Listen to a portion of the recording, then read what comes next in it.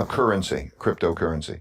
There are two purposes of a currency: a medium of exchange and a storehold of wealth. I can have a bond or so on. And then there's the question of which one. Is it Bitcoin, Ethereum? Is it going to be another technology question? Okay, so all of those things are on the table.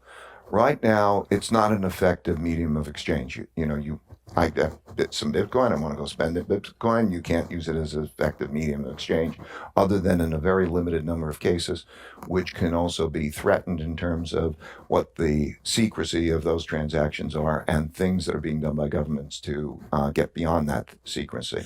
So it's not an effective medium of exchange as of now, and it's not an effective storehold of wealth.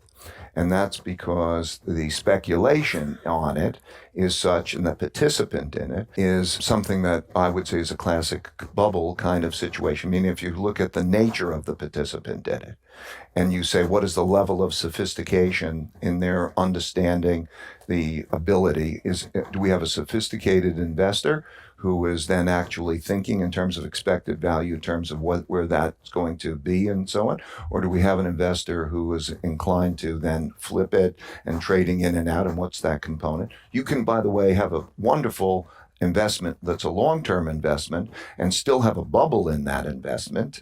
So I'm not saying this is a forever thing, but the nature of the participants in that investment and what they're doing has made it a bubble. Doesn't mean it's a worthless investment. It just means that when you look at the characteristics of what constitutes a bubble, the purchase for resale by a naive group of people who are attracted because it's moving up, it has those bubble characteristics, okay? And then there's the question of what is the version of it. So if I take Bitcoin, and then there's Ethereum, and then there's each one of those that might come, and how will they operate?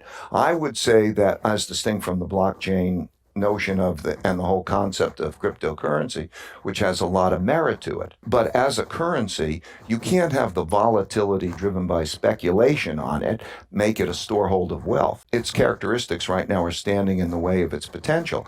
It may be engineered differently to some extent. So I think it has a lot of potential as a concept and blockchain, but at the same time, it has these issues I'm referring to. So we all remember when the U.S. and other currencies, we talked about what percent was backed by gold.